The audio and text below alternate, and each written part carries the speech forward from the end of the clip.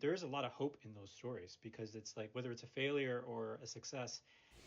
Thank you for posting that question. I mean, sharing your own insights as well as trying to draw out from others. And yeah, I do have some different stories. So I started my nonprofit at the end of September, not even 6 months old now. And before that, I had a over 20-year corporate career, still in the nonprofit space and public health, but it was, of course, very 9 to 5. Here are your KPIs and targets and all of that. And it's a very different driver and set of measures of success than what I'm experiencing now. And absolutely, there's so much about the community building aspect.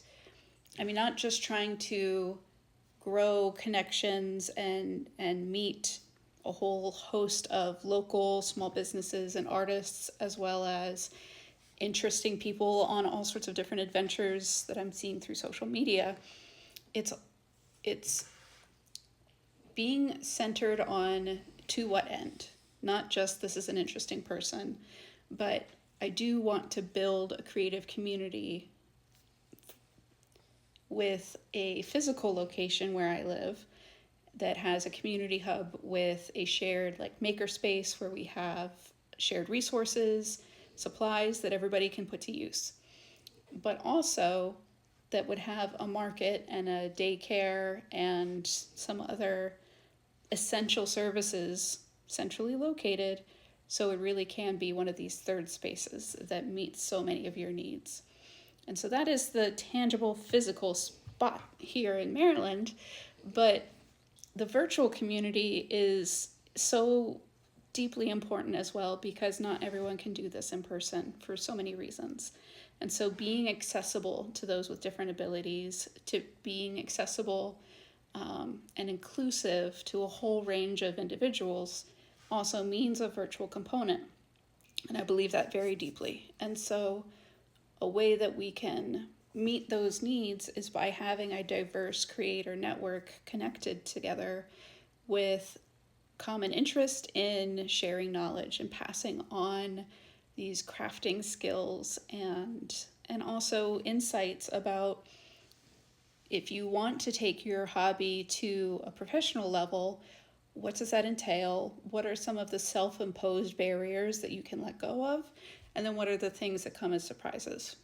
And so, it's interesting that I found you don't necessarily know which things are going to take off and click. I can put a whole lot of thought and effort into one channel and it just doesn't happen.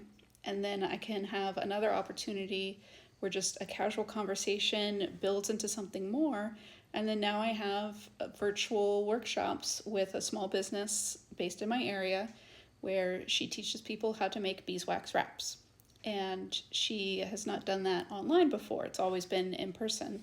And there's a trade-off that you can only accommodate so many people in one physical location. But if everybody's calling in from their kitchens, you can have many more people attend a session. But she wasn't as familiar with that kind of side as I was. And so those things together, she brought the skill set and the craft. I brought the accessibility and the technology so that we could get that out to more people. Now, we've only had one workshop so far. We need to get more traction with those, but still, they're going on. And then another one was following a local business here in DC, another creative reuse center, similar to a lot of the things that I plan to do once I can build a space. They're called Mary Pin, and they posted on their Instagram about an event in DC called the Angry Knit In. And I was very excited about that. It sounded awesome. I went to the event page and signed up to be a volunteer, and they said they needed speakers. And this was one of the things that I was very skilled at in my career. I love public speaking, and I'm a weirdo for that. And when I was talking with the event coordinators, and we were talking through the kinds of things that I thought I could speak to, not surprisingly, they already had multiple people talking about community building and crafting and how crafters are great at community building because we understand all these different things. But as we were talking about my different stories with grassroots work, building employee organizations, but also in my public health work, there was suddenly this unique thing that I could speak to that the others couldn't. And that I could specifically draw attention to the tangible skills that made it beneficial and helped me to have outsized impact in my public health work, but then also in my advocacy work. And that coaching others on that was valuable, helpful, and I wasn't quite appreciating that until we had the conversations.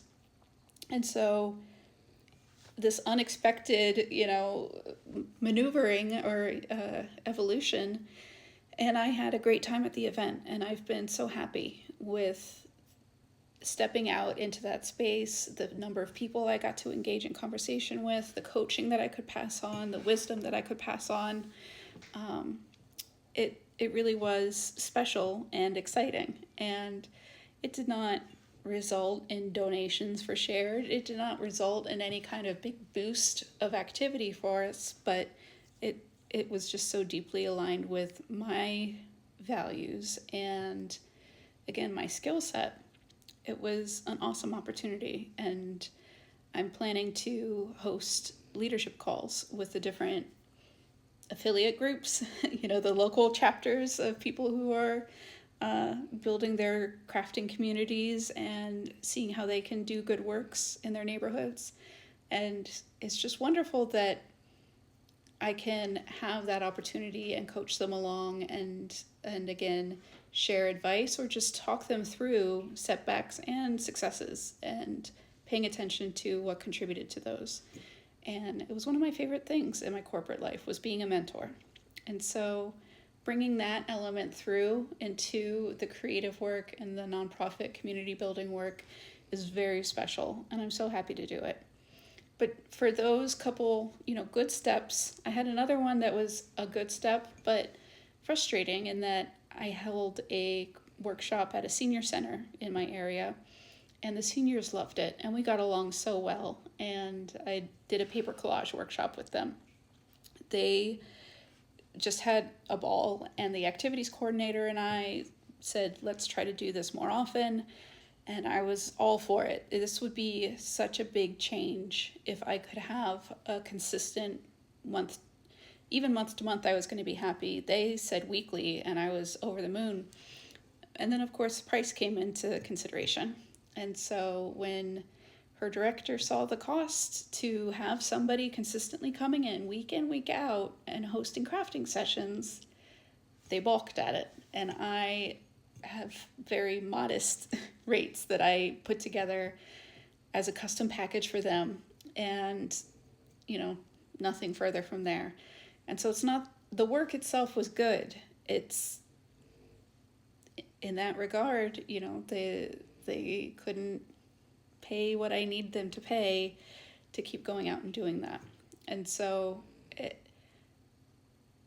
we'll continue on. I'll find more senior centers to do things with, and I'll keep applying to grants so that the grants could fund that kind of work. But that's another lesson. And even getting that gig, I cold called them, and there are so many different cold calls I've made over the last 6 months. And this is not something everyone is comfortable doing, but that's what it took for me to have that step forward.